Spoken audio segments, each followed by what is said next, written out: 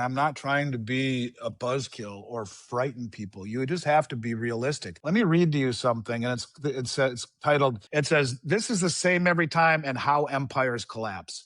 It follows a pattern every time. Governments overspend. Check. They borrow to cover the gap. Check. Central banks print to keep it all going. Check. The currency weakens. Check. The elites move into hard assets. Check. The middle class gets crushed. Check. The system resets as the mathematics demanded. Check. And the winners, they're always the ones closest to the money printers. 75% of households cannot afford a medium price home in America, a median price home. And for the first time ever, the median price or the median age, the average age of people buying a home is 40 years old. So, yeah, the American dream is becoming further and further and further away. Hopefully we can become united, because we've become very divided over the last 15 years. And you read the Communist Manifesto, first step is divide and conquer. Hey, welcome back to the show. Today I'm with Andy Schectman, the CEO of Miles Franklin Precious Metals. Andy, thanks for it's been some time actually, but thanks for taking the time to come back on the show again today. How you been? And would love to hear your kind of latest thoughts. You got it, brother. It's good to be back. It's good to be here. Thanks for having me. I appreciate it. Look forward to it. Well, there's obviously a myriad of various things going on, whether it's geopolitically. I see Witkoff is over in Moscow again. You've got the markets reflecting a lot of the sentiment going on around the world. I hear a lot of talk about silver, and then also here domestically within the U.S. You hear a lot about rifts going on within parties and just society, and would love to hear, perhaps at a 30,000 foot elevation, your kind of take on things and situating us where we are currently at. To me, so much of what we see in a system, Christian, that is based all on trust is the erosion of the pillars of trust in American life.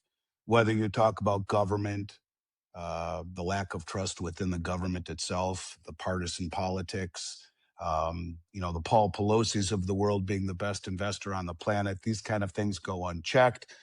Members of the Federal Reserve, or even the Supreme Court are doing things that regular citizens would face repercussions for. They just get removed or they step down. Medicine, media, law enforcement, you name it, it seems to be unraveling. And more so, the systems of the system's authority seems to be eroding from within, whether it be, again, our mismanagement of monetary and fiscal policy, fiscal irresponsibility, um, the way that we have gone around the world issuing sanctions. We're talking about 100% tariffs if they don't do this or if they do that. That's not a tariff. That's a sanction masquerading as a tariff. And excuse me, you know, since the end of World War II, the United States were thought of as the good guys who rebuilt the world and they championed democracy.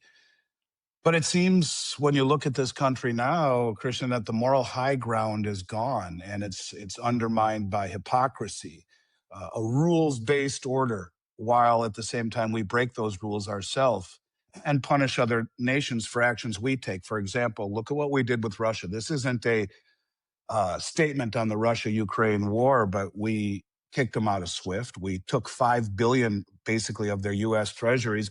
We, in essence, defaulted on them and gave them largely to the Ukraine in the form of weapons, while at the same time, 22 years ago, we invaded Iraq, destroyed their country in the pursuit of weapons of mass destruction, toppled their regime. And you know what? We didn't find them, but guess what? We're still there today, occupying with military bases. And the world looks at us as being hypocritical. And you look at the country, excuse me, the U.S. now has a record 18, almost $19 trillion in debt. Household debt is up 60% over the last decade. You have delinquencies in auto delinquencies, highest in 15 years. Subprime auto delinquencies, highest in 31 years. Student loan debt, all-time highs of almost 15%. Credit card delinquencies, highest in almost 15 years at 7.1%. You have a country that is is engulfed with debt, a country that is divided between red and blue and rich and poor and black and white and vaccine and no vaccine. And it's a country that is divided. It is a country that has lost trust in its institutions. And the world has lost trust not only in our institutions and wonder what the hell's going on with the country, but I think are making pivotal moves away from the dollar and the treasury, which have been horribly mismanaged and have been weaponized. And you look at the U.S. government in the 6 weeks that we were shut down added $600 billion to the debt. In seconds, that's somewhere in the neighborhood of 20,000 years ago in seconds. So, you're talking about a country that is perhaps lost its bearing and greatly diverged from what we once stood for. And I hate to say that, Christian, because I'm a patriot who thanks God every day he was born in this country. This country has given me more opportunity than I deserve. But I look around me and I see a world largely over the last several years, although it seems to be moving back, where meritocracy was sidestepped for lifestyle, and I outwork people, and that's what gave me the opportunity to be where I am. But in a world that we lived in for the last several years, that wasn't as important as your race, your color, your social beliefs. These are the things that greatly upset me over the last several years. And I think now what the pity of it is that much of what President Trump is trying to do and to bring back the culture that was whitewashed right out from under us with election interference, or the perception of it, the two-tiered judicial system perception of it, the wokeness, the lack of meritocracy, the immigration issues, and the fiscal irresponsibility has to have some form of repercussions. And we're beginning to see that all the way around if you look closely. So, I hate to sound like someone who is negative about the state of affairs, but I'll tell you that there are a lot of things to be concerned about. And, there's a fine line between pessimism and realism. I still think that there are wonderful opportunities in this country, and hopefully we can get our act together. And I have views on that, on how we can. And I think the administration is hedging towards that. But yeah, we've kind of dug ourselves into a hole. Look, let's just put it this way: we have 38 trillion of debt that we talk about, but we also have almost 200 trillion in unfunded liabilities, Medicare and the Medicaid and Social Security and the government military pensions that are off balance sheet. Now, we talked about how many seconds $600 billion is, and I'm not positive on that, but I can tell you the reason I said it's around 20,000 years ago is a trillion seconds ago was 31,688 years ago. And we add $1 trillion in debt every 100 days. And we're a country that doesn't make anything anymore. And a country that's massively in debt. And you have AI coming, which will kneecap entry level jobs 50%, they say, in the next 3 to 5 years. We have a long road ahead of us. And I have views on what I think this administration is doing. And there's nobility in it, by the way. They don't talk about it because I think they can't until it's implemented. But while there is reason for optimism, I'd liken the situation to the Shawshank Redemption. Do you ever see that movie? I have. It's a great movie. Andy Dufresne had to crawl through 2 miles of crap to get to the other side.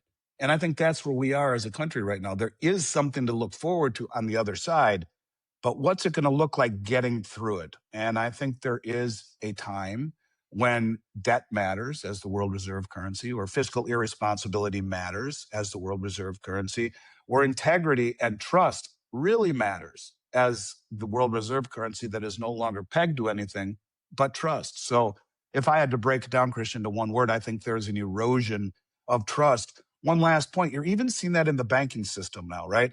The Federal Reserve has injected somewhere in the neighborhood of $200 billion into the repo market in the last few weeks. That's crisis level intervention. And the repo market, where the banks trade overnight with one another, literally overnight, to balance their balance sheets or to make good on payments that they won't have liquidity for until the next day. There's twice the liquidity in the system as there was in 2019 when the repo market blew up. This isn't a crisis of liquidity. It's a crisis of trust. the repo market is, in essence, where a large bank will lend money to either another bank or a hedge fund overnight. The other entity posts collateral, either U.S. Treasuries or mortgage-backed securities, whether it be residential or commercial. We've seen a lot more of those in lieu of Treasuries. And these banks would rather keep their money parked at the Fed, earning the federal funds rate with safety, than lend it out even to their cohorts for 24 hours or less because they don't trust the collateral or the solvency of the counterparty. That's an indictment at the highest level of trust. So to me, this is all about trust, Christian, and hopefully we right our ways. Again, I have views on what they're doing, but yeah, to me, the biggest issue here is the erosion of trust from the main street all the way to the highest levels of government. Absolutely. And could you get more granular as it relates to your views and with respect to the current administration, just to, I guess, get more into the weeds regarding this? Yeah, so I mean, I think what the president is trying to do is to shed the world reserve currency. Now, that's a big topic for people to even contemplate, and the dollar bulls would say nonsense to that. It will never happen. And, I think that it's easy to say that. The dollar has been the king for a very long time, and it's actually outlived its um, lifespan in terms of looking back over the past reserve currencies. But I'll start with the previous administration. The chief economic advisor in the previous administration was a massive knucklehead. And I don't know if you remember ever seeing, his name is Jared Bernstein. And there was a viral post on Twitter, on X, when he tried to explain how treasuries are created. And it was the most humiliating thing I've ever seen a politician try and do. But he did write a report called Dethrone King Dollar, in which he advocates that the world reserve currency, because of something called Triffin's dilemma, is something we can no longer afford. It is no longer good for this country. Of course, being the reserve currency for all of these years, with the pattern of everyone using dollars and then taking excess reserves in dollars, and instead of leaving them in the banking system, they would buy U.S. Treasuries to make a return on their reserves. That helped keep interest rates low in this country. It kept asset prices high as a result, and made the goods we buy at Target and Walmart cheap. It's been a very big boon for the consumer, but Triffin's dilemma has been a massive drag on the producers, the manufacturing. What Triffin's dilemma says is that as the world reserve currency, we will always run a trade imbalance over time. And the reason is that if the world needs dollars to do everything from buying oil to, purchasing any commodity, doing loans, etc., it's always an issue of they don't have enough in the way of dollars simply through trade alone. So they have to sell their currency in the open market, which weakens theirs, to buy our currency, which strengthens ours, and against a basket of crappy currencies. Measured against gold, and all prices have been falling for 50 years. Measured in dollars, everything's going the other way, but that's another discussion. The point of it is that the continual purchasing of dollars to facilitate trade by every country on the planet creates an environment where our currency is so much stronger against everyone else's that manufacturing says, well, if I move to Vietnam, my manufacturing hub, or to anywhere in Asia, China, whatnot, I can manufacture my product for massively less. And so what happens is over time, you hollow out your manufacturing. It flows to the parts of the world where you can produce for less, right? Maximizing corporate profits. Vice President Vance just recently came out and said the exact same thing. He said, we can no longer be the reserve currency. It is destroying our country because of Triffin's dilemma. He wrote about it even on White House letterhead. And he said, again, it's been a boon for the consumer, a massive drag on the producer. So with that in mind, I believe this is what they are trying to do. And let me explain to you how I think they want to do it. The way that you make your exports competitive is to first massively devalue the dollar. Now, how do you devalue the dollar? Well, you give the world reason to not want to hold dollars. Now, if you look around the world, every one of the countries in the BRICS and in the global south are trading now on something called M-Bridge. M-Bridge is a cross-border payment system that is free from SWIFT intervention. It is not compatible with SWIFT. It was developed by China, Hong Kong, Thailand, and the United Arab Emirates, with Saudi Arabia being the fifth major participant. And it allows countries to trade their own central bank digital currencies across this bridge system, which settles in 7 seconds instead of the 2 to 3 days it takes going through US intermediary banks in New York, converting back and forth out of dollars. It's instant.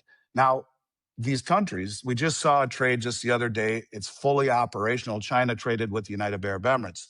For whatever they bought, they traded over the M bridge in a matter of seconds. But what they are doing to settle imbalances, instead of keeping any reserves in dollars and or treasuries to settle imbalances, they're using gold. And the Shanghai Gold Exchange, which is now expanding their vault structure in a series of multi-jurisdictional vaults around the world, largely the Belt Road, which is the largest infrastructure project in human history that China embarked upon, connecting Asia, Africa, and South America through a series of bridges and roads and maritime channels and whatnot. China is expanding their vaulting system. The first one was just completed in Hong Kong. What's relevant about that is that any gold that leaves China has to go through Hong Kong. So they have also made the yuan immediately convertible into gold without converting back into dollars. So if China sells their oil or buys oil from Saudi Arabia and pays in digital yuan, which settles just like that, no SWIFT interference, Saudi Arabia can take that digital yuan and immediately convert it into gold in Hong Kong and take possession.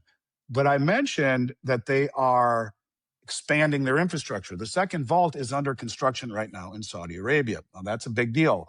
Trade with every other country in local currencies instead of dollars. Part of the petrodollar deal was that everyone had to use dollars to buy oil. 2 years ago, when the 50-year anniversary of that deal came up that was made between Kissinger and the Saudis, they said, we'll still take dollars, but we're going to take other currencies too.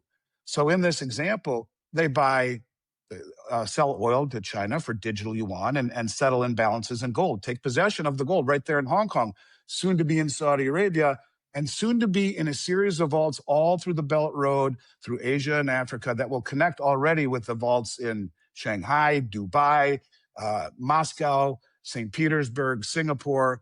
All of these countries have been the ones massively accumulating gold, which is what? The only other tier one asset, according to the Bank of International Settlements, the most powerful bank in the world. So instead of buying treasuries, and by the way, over the last decade, the 10-year treasury has fared 50%, gold has doubled the 10%, the 10-year treasury. So let's say it that way. I don't know why that was so hard for me to say. It's doubled the performance of the 10-year treasury.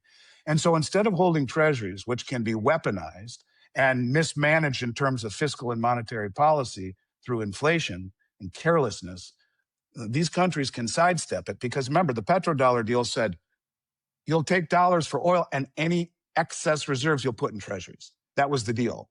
And that was the benefit for this country, with low interest rates, high asset prices, cheap goods. Well, now, instead of treasuries, they're using gold. And instead of dollars, they're using all of these countries' central bank currencies.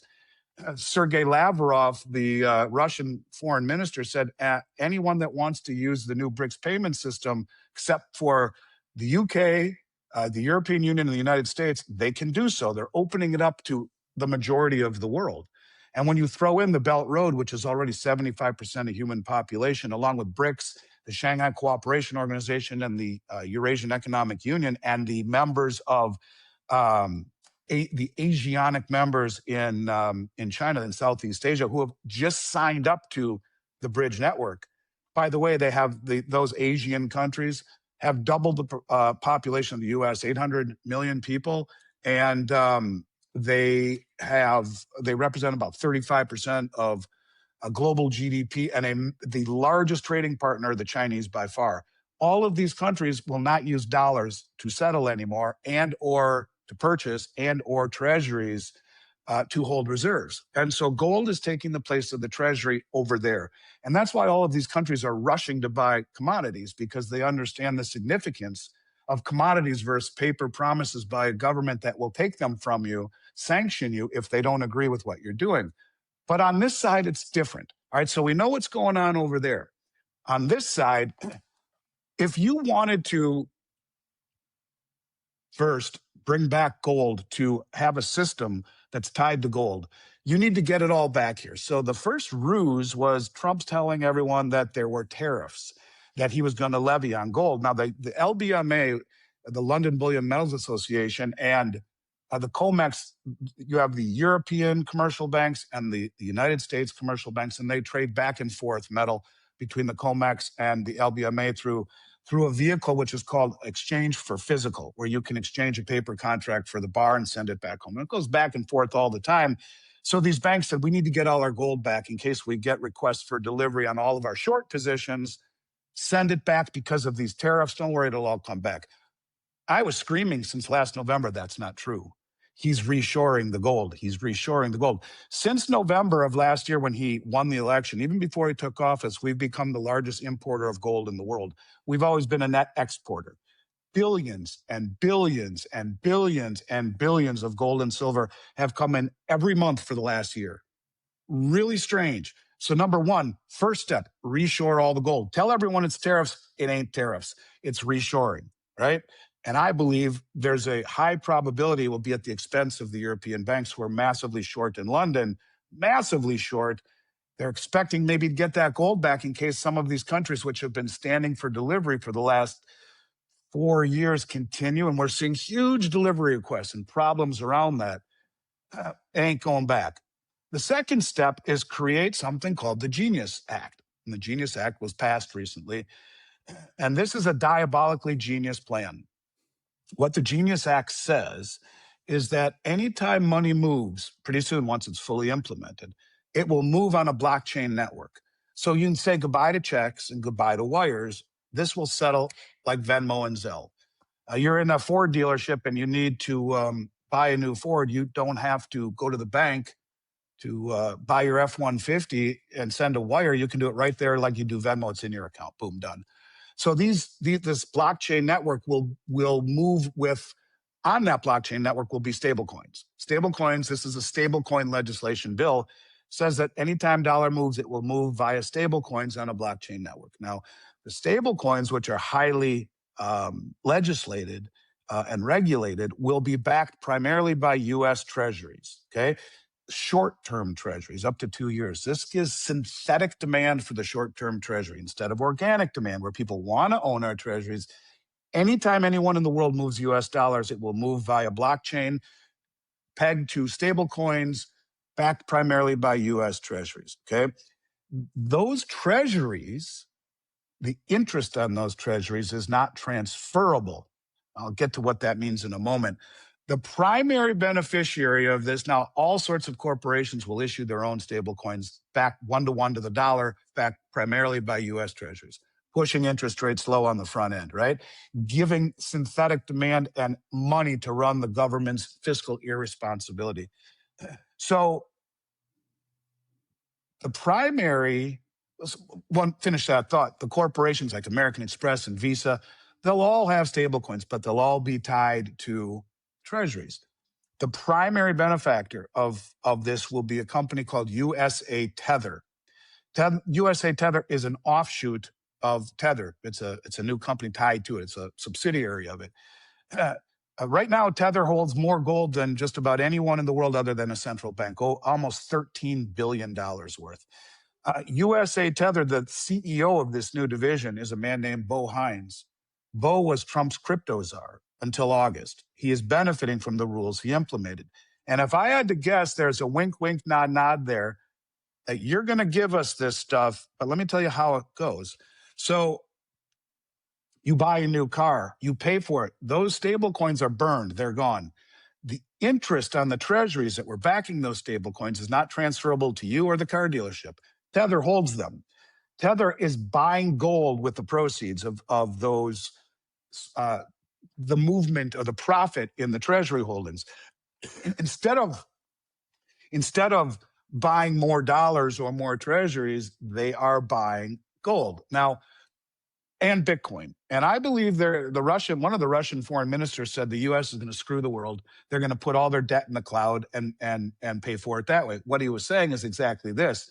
You'll get a company like Tether who will get all of this interest on every time dollar moves, whether you're buying a pack of chewing gum or a new house, it'll be tied to treasuries, which pushes down rates. They get to keep the interest. They buy gold and Bitcoin. both of those things, as they go higher, devalues the dollar. This is the whole idea. Even the mainstream is calling it the debasement trade. So they buy things that devalue the dollar. To give you an example of what I mean by that, the dollar is only down 8 or 9% against a basket of crappy currencies, the Dixie index, right? The dollar index. But it's down 100% almost against silver this year, 70% against gold, 65 or 70% against platinum. These are the assets, the benchmarks by which we should measure the valuation of a currency. And I can show you how that works when I'm done explaining this. We go back 20 years and I'll show you in ounces of gold and versus dollars in real estate what I'm talking about. But in any case, it devalues the dollar. So I believe they will continue to buy Bitcoin, doing the periodic rug pull, and use it to pay down the debt and let it go up, take some out, pay down the debt. But the second thing they'll do is continue to buy gold with all of this excess money that they're making. As gold continues to go higher, the dollar goes lower. It is how you devalue the dollar. When Roosevelt confiscated gold in 1933, it was a $20 gold coin that he took, and plus all of the other 10, 5, 2.5, et cetera. But the $20 gold coin was basically what it was all based off of. He paid everyone $20.67. That was the bonus for turning in your gold. With a dozen eggs being a nickel, 67 cents was a lot of money. So then he immediately devalued the dollar by 40%, making gold 35 bucks. Devaluing the dollar by raising the price of gold. Keep that in mind. So Tether, anytime the dollar moves, they keep buying gold with the interest profit, which devalues the dollar. Now, I wouldn't be surprised if Trump said, Bo, I'm going to put you in here. You'll make more money than you can ever imagine. But the gold and Bitcoin that you buy, you're going to end up selling it to the Treasury over time. Now, that's a guess, but it's too obvious. It's just like Stephen Mirren, who was the architect of the Mar-a-Lago Accord, which advocates for a devalued dollar to reshore manufacturing. He took the vacated spot at the Fed when Lisa, whatever, she ended up getting in trouble, and he took the spot. Goldman Sachs says gold will go to the moon if the market believes the Fed has lost independence. What independence? Stephen Mirren was his advisor and the architect of the freaking Mar-a-Lago Accord, and now he's at the Fed. I digress. Anyways, so we look then, so what that's going to do is give synthetic demand for the Treasury, keep the short end of the curve up to 2 years, interest rates low, give the government money to operate synthetically, and allow the continual buying of gold and Bitcoin to pay down the debt and devalue the dollar. Now, here's the other end of the question. How do you bring back manufacturing? We already got it. This is going to massively devalue the dollar, where if you save in dollars, you're dead. We have such a massive debt burden. The only way to pay it back is to either inflate, you could default, or you can produce your way out of it. How do we produce when we don't have any manufacturing, right? And AI is going to kill, and robotics going to kill so much of what is considered a good paying job. You have to bring back manufacturing. How do you do that? And no matter what, we have to bring back manufacturing, or our kids and our grandkids have no future, right? We can't be reliant on China for everything from aspirin to military components to aircraft parts, et cetera. We have to do this ourselves. The only way you can do it, as both Jared Bernstein, the chief economic advisor for Biden, and the vice president, Vance, the only way you do it is get rid of the reserve status, which they both advocate for, right? We can't afford it anymore. It's too much of a drag on our ability to make anything. So you quietly debase the dollar through letting gold go higher, letting Bitcoin go higher, and printing copious amounts of money, right? The Fed has already injected $200 billion into the repo market in the last few weeks. That's another form of QE that's very inflationary. But how do we bring back manufacturing? How about what Judy Shelton said? Now, Judy was on my podcast twice. Judy, I'll grab a book here real quick, show you. Judy was Trump's nominee to run the Federal Reserve in 2016. She wrote this book, As Good as Gold. It's an amazing book. She wasn't confirmed due to partisan politics, but remained an advisor to Trump. And she's been on my show twice in the last 7 months. And in both times, she said, Andy, in no uncertain terms, President Trump told me when I was part of the transition team that July 4th, 2026, in fact, she writes about this in the book, is a very, very big day for him. It is the 250th anniversary of the United States, and he's going to make a big deal about it. And he's going to back the back end of the Treasury market with gold. And I hope that he'll then issue, or the market will create stable coins off of those. Why would you do that? So remember, if you're going to do that, before I tell you why, you have to have gold to back it with. So you tell everyone it's tariffs and you bring it all back. And the biggest money in the United States, people who don't do things just for the hell of it, are bringing back billions and billions and billions and billions and billions and billions of dollars worth. Just in the first 2 days of the December contract between gold and silver, already 4 or 5 billion has come into the country. That's every month, right? Who's doing it? And why is no one asking about it? Where's it all going? You think these people with billions upon billions just do it for the hell of it? No, they know what's coming. They're positioning. So all of that gold comes back, right? That's the first step. The second step, you create the Genius Act, keep rates low on the front end of the curve, give the government synthetic funding through the movement of dollars, which are backed by stablecoins, which then the interest is not transferable by gold. Devalue the dollar, push gold way up. Judy says they're going to issue a 10, 20, 30, and 50-year treasury. And that will be backed and redeemable in gold. The 50-year treasury will have a very low interest rate, maybe 1%. The other treasuries will have zero interest rate, zero coupon, redeemable in gold. So the more stupid you are with fiscal and monetary policy, the higher the gold price goes. That acts as the interest rate, right? So if it's redeemable in gold, that means you have no upfront borrowing costs for 20 or 30 years. You bring back manufacturing with no upfront borrowing costs. You reshort and build your new manufacturing facilities. How do you sell it to the world? You have a devalued dollar. You're no longer the reserve currency. What are all of these currencies doing around the world? Trading in their own currencies, building their own monetary ecosystem, settling imbalances in gold. They used to trade in dollars and settled imbalances in treasuries. Now they trade their own currencies, and we're pushing them away. We're tariffing you 150%. A tariff is to something to protect manufacturing, not to punish. That's a sanction. We're even our allies, Mexico, Canada, Australia, the EU, we tariff them.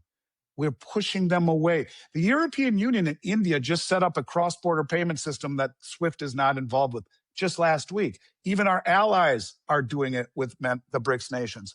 And so these countries trade their own system. We want to lose the reserve status because we're going to print our way out of this problem and devalue the dollar. So we got the front end covered. We got the buying of gold covered, the buying of Bitcoin to work down the debt. How about gold revaluation? In most of the central banks of the world, gold is held in an account called the gold revaluation account. James Rickards, who has been summoned to the Pentagon a few times to simulate financial war games, has come out and said he sees gold going to 24,000 an ounce, that the president can say revalue gold to whatever number he wants. The Treasury tells the Federal Reserve to do so without congressional approval. Done. I'll explain that mechanism in a moment.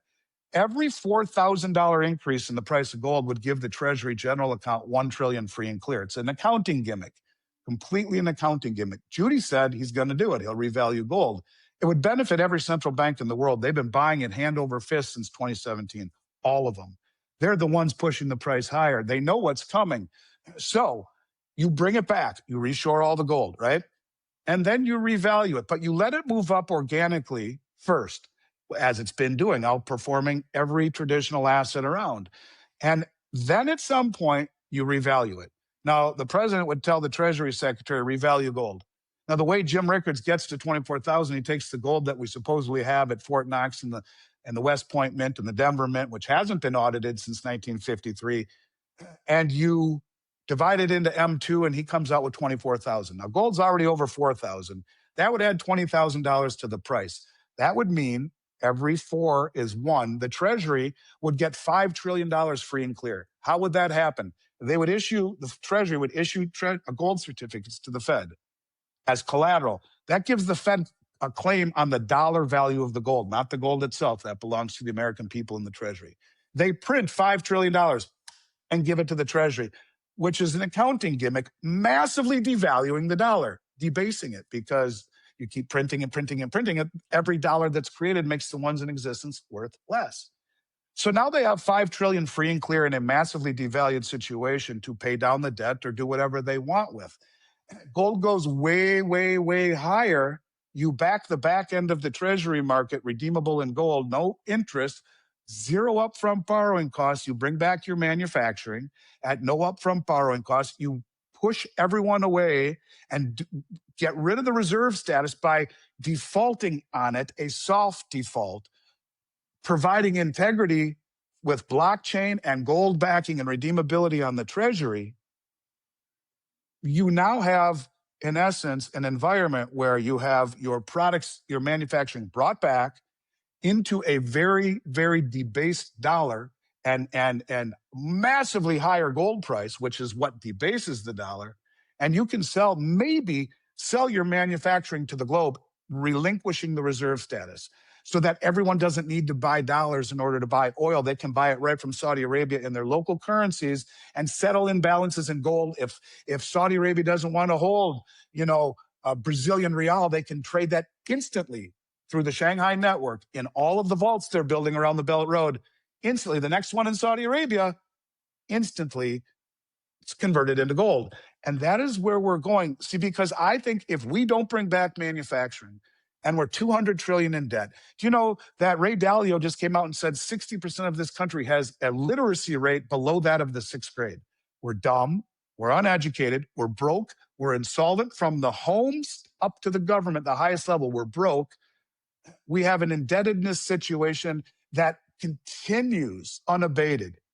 And how do we do that if we don't make anything? How do our children find a life in a world where AI is going to take so many of the jobs away and we don't produce anything and we're massively in debt and the dollar's devaluing?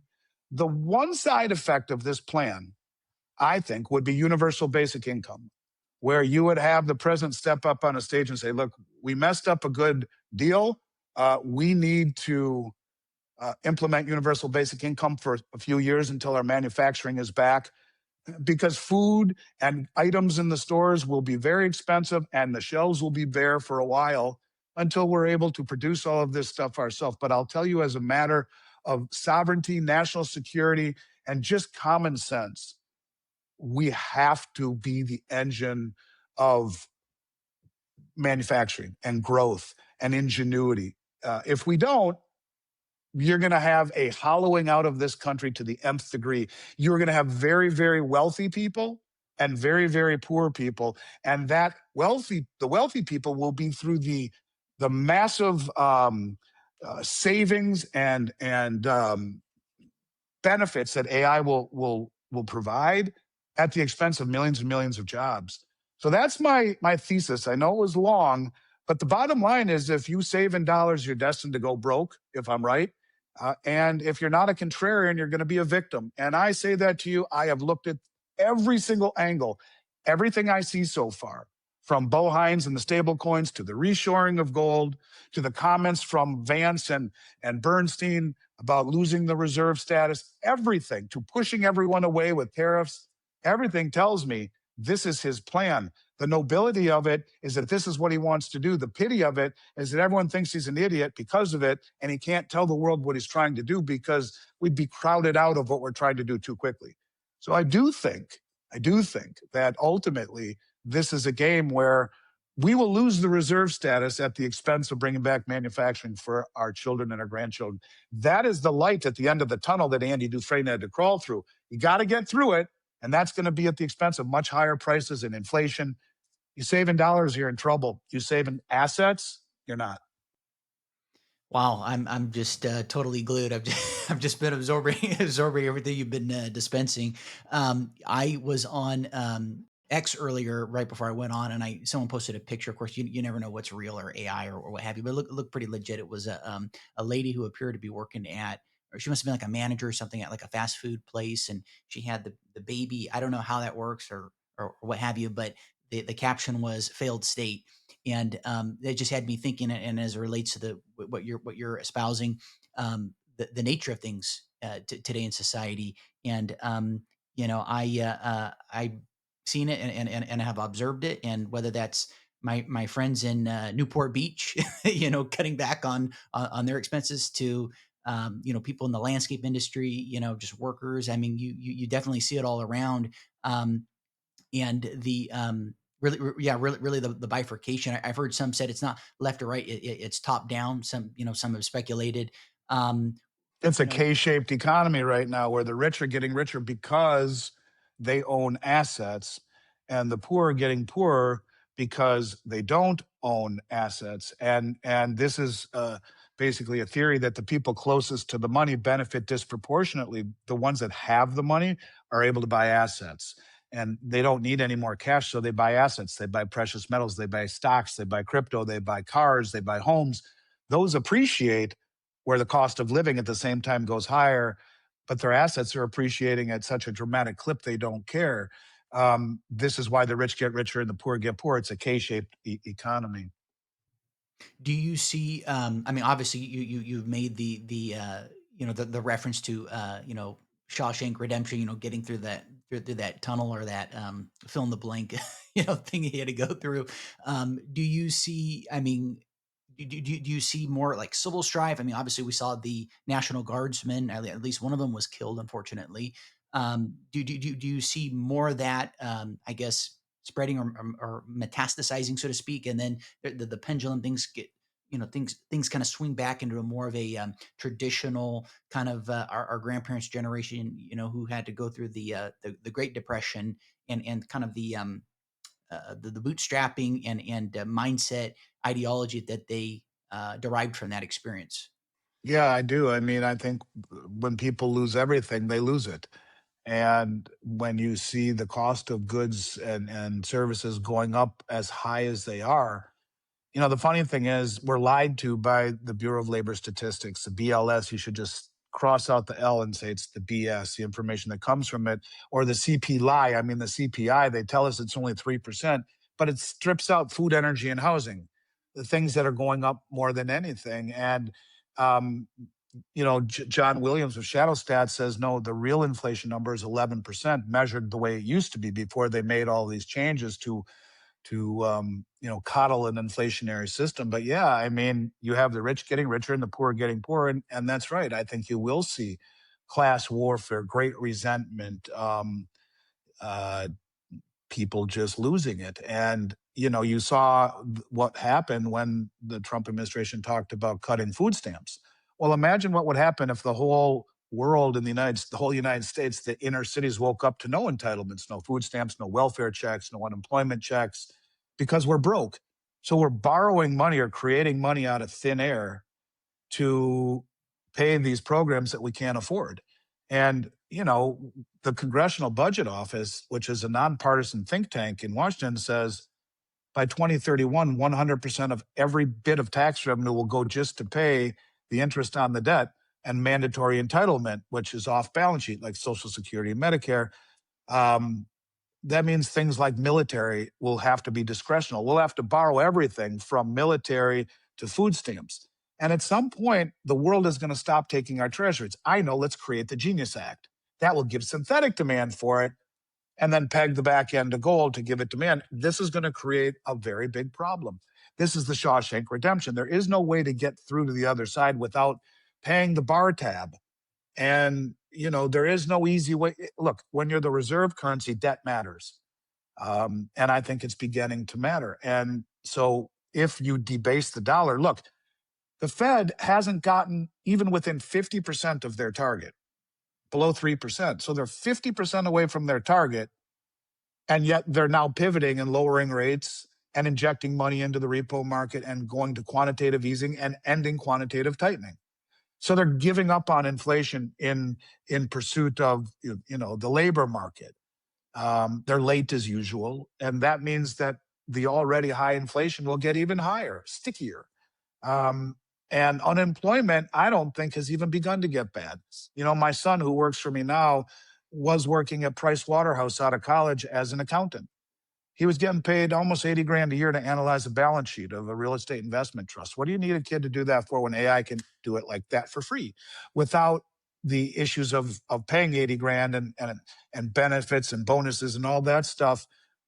Robotics and AI is going to kill a lot of jobs, not just entry level, but a lot of white collar jobs too. But those jobs, you mentioned fast food, go to any fast food restaurant now, and there's half as many people there because you have iPads. You can, at every airport for sure, you can order on an iPad.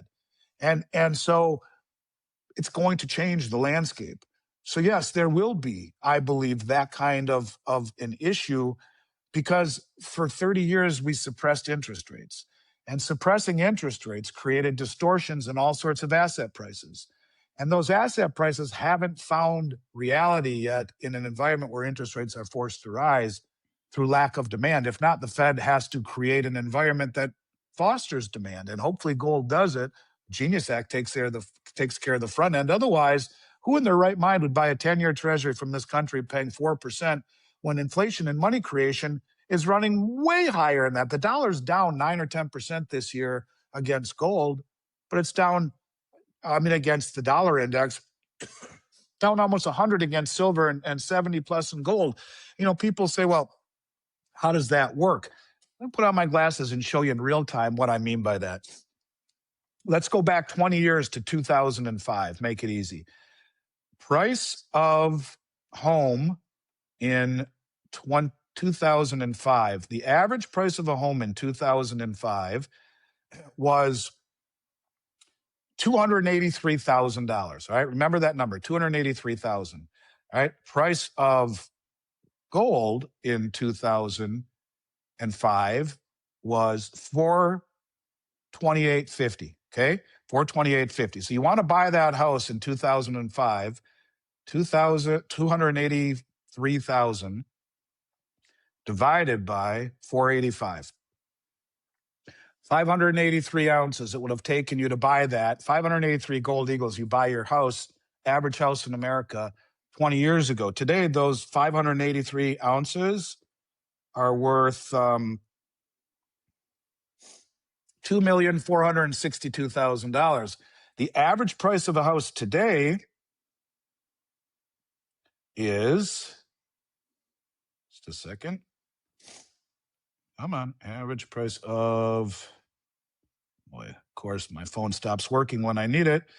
Price of house in 2025 is, average price, $440,387. Well, that buys you 5 houses, almost 6, in an asset for 20 years that has paid no interest. It doesn't pay any interest. So what? It has kept pace and outpaced everything. And so, the world says, well, it's doubled the performance of the 10-year treasury with no counterparty risk if it's in our possession, no sanctions. Screw the treasury.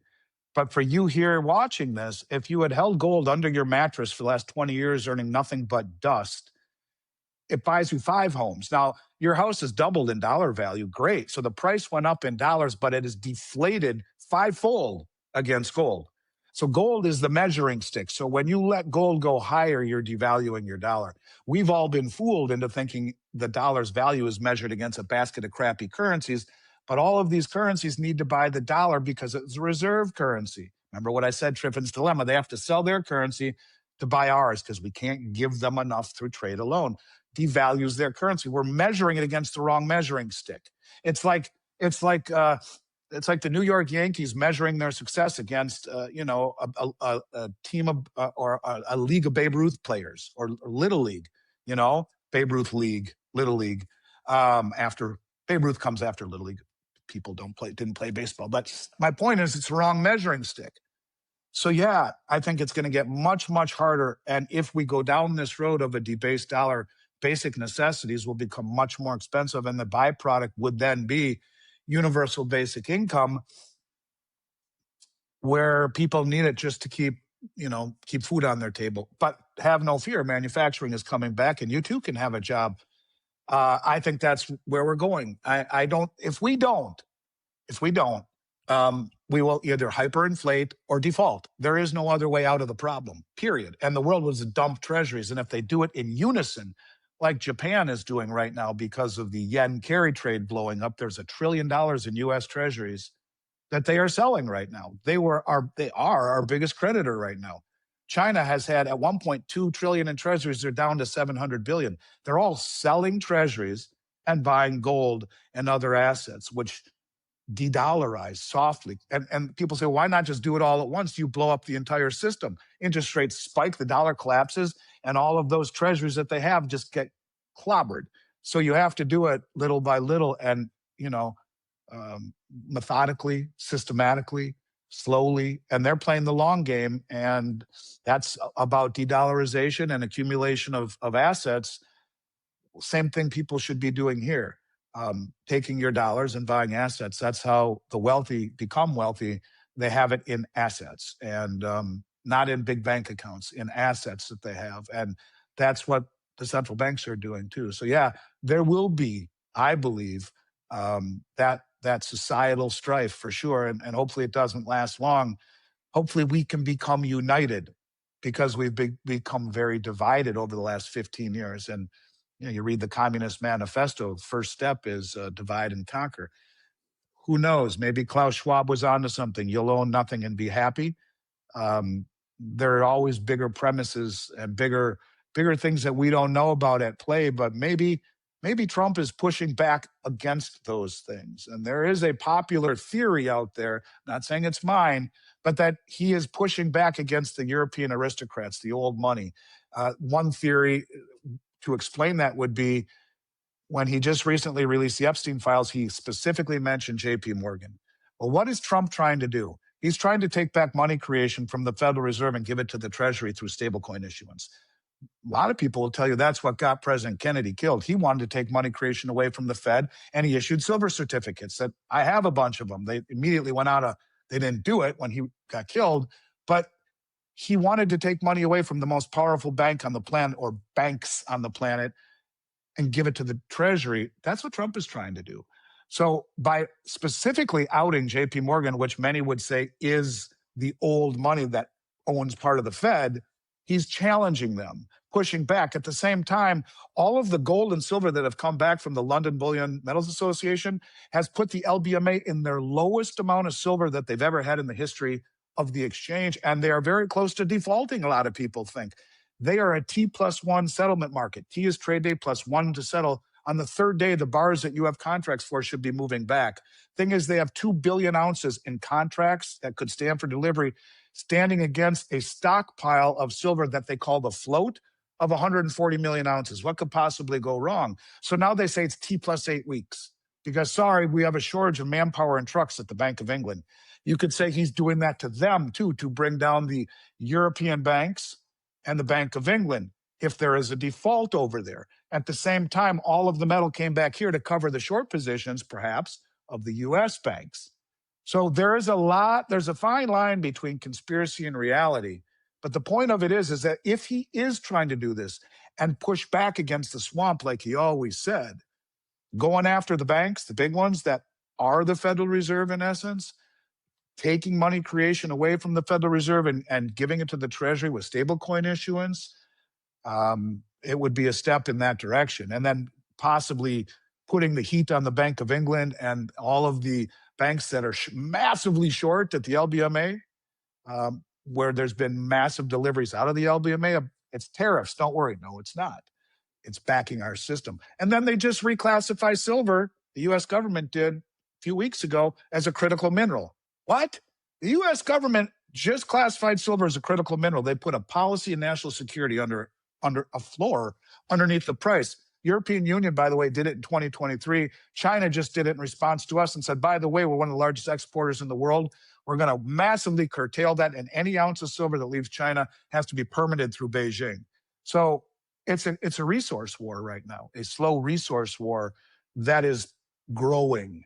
And the people who are doing it here in the United States, I would say, are the most well-funded, sophisticated, and more importantly, most well-informed traders on the planet.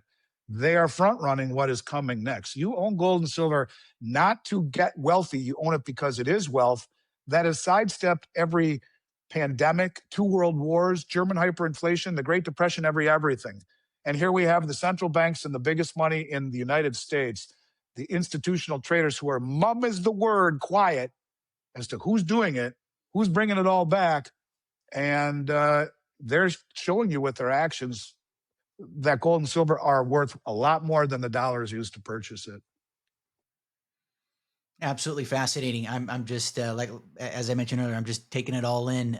It's been interesting to hear people's take on Trump and his administration. Some have alluded to him, playing like 4 or 5D chess, and then others saying, "Nah, he's compromised or he's part of the swamp." And so it's been interesting to hear different takes and different sides as it relates to that. Anything else that you are that perhaps you haven't really been asked on other episodes of on other shows, I should say, or other things that are cause for alarm, or just something else that you'd like to share with the audience.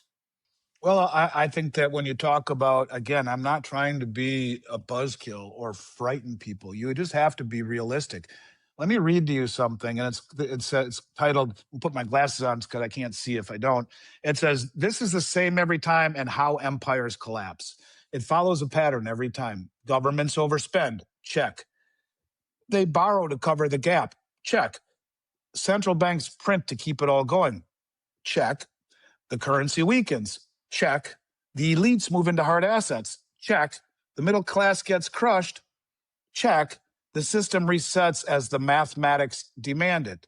Check. And the winners, they're always the ones closest to the money printer. That's called the Cantillon effect. That's what I said to you before. The Cantillon effect is another economic theory that says the wealthy who are closest to the money spigot are the ones that get the disproportional benefit, meaning that they're the ones who have all of the money. They get paid lots of money. They can go and buy all of the assets. And by the time the money trickles down through all the money creation to the public, it's in the form of massive inflation, higher costs of living. They don't care because their assets went to the moon. But the poor and disfranchised, they don't have the ability to buy assets. They're just trying to keep everything together. And the higher cost of living makes it much more difficult. And, right now, 75% of households cannot afford a medium price home in America, a median price home. And for the first time ever, the median price or the median age, the average age of people buying a home is 40 years old. So, yeah, the American dream is becoming further and further and further away. I am a product of the American dream. I started this company in an office the size of a closet when I was 19 with my dad, um, who borrowed $60,000 from his best friend, whose middle name was Franklin. My dad's middle name is Miles. My parents sold their life insurance policies. We came from nothing. We did it in an office the size of a closet before the internet. And somehow 36 years later, this February will be 36 years, here we are. And I owe it all to this country and the opportunities it gave me. But those dreams, I mean, I bought a house when I was 27 years old, and that house cost under $200,000. And that was a big, big deal. It was like, actually, the first house I bought was $112,000. And that was a big deal. And interest rates were 8 and 7/8. And it was 1996. I was 25, 26 years old. 8 and 7/8. What would 8 and 7/8 interest rates do to this market? What would it do to the bond market, to the real estate market, to the stock market? How about all the treasuries that the banks and the insurance companies hold?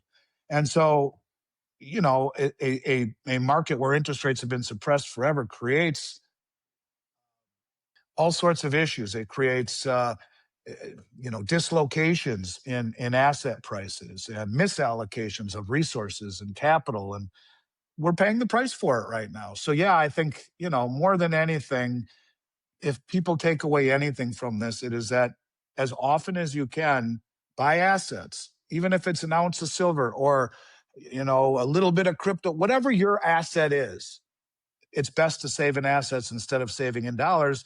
And this is a prime example. Had you bought 2 ounces of silver every week for the last, 48 weeks in this year, well, you're up 100%, on some of it. And on all of it, you're up.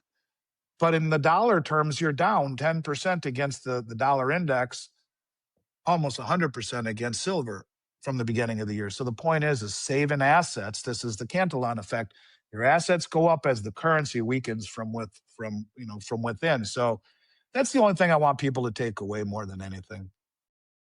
Well, Andy, I appreciate you taking the time to come on the show. How can people learn more about you and get in touch with you?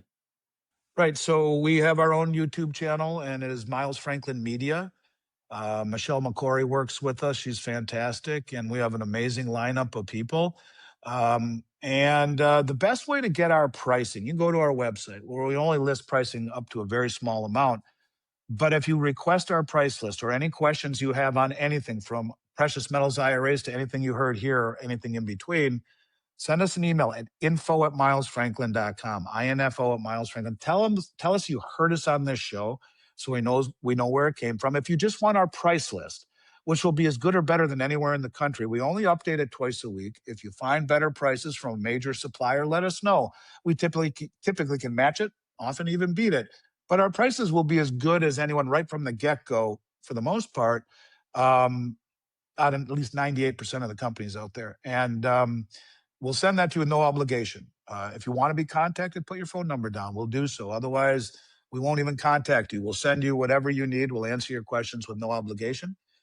And so that's info@milesfranklin.com and Miles Franklin Media on YouTube. And I think it's at Miles Franklin, I think, Miles Dash Franklin on Twitter. So that's where you find us. Love it, love it. Well, Andy, again, thanks for coming on, and looking forward to getting further updates from you. Let's I do guess it going again, on into man. 26. Yeah. I wish you and your family a very happy and healthy new year and happy holidays to you and everyone else out there. And look forward to picking up where we left off after the new year. But I'm always here if something would deem a quicker conversation, as the world we live in seems to be spinning much, much faster these days. I can't believe a year's already gone by, but I do look forward to it. I do appreciate this, and have a good rest of your day, and we'll do it again soon. Absolutely. Happy holidays to you, and yeah, we'll be in touch here. Quick ask: over half of you who watch the show regularly haven't yet subscribed. If you've enjoyed the show, you're finding value in it, subscribing is really the best way to support the channel. It's, of course, free. It literally takes 2 seconds, and it lets the algorithm know that this content matters. And of course, my commitment to you is going to be that I'm going to continue to bring on great guests, refine those questions. And of course, I'm always receptive to your feedback. If there's certain people that you'd like to have on, or certain questions, or this, that, and the other that you'd like to have as part of the show going forward, things of that nature, please let me know. I'm pretty easy to access. Anyhow, that's my commitment to you. If you can subscribe, that would mean a lot. Thanks.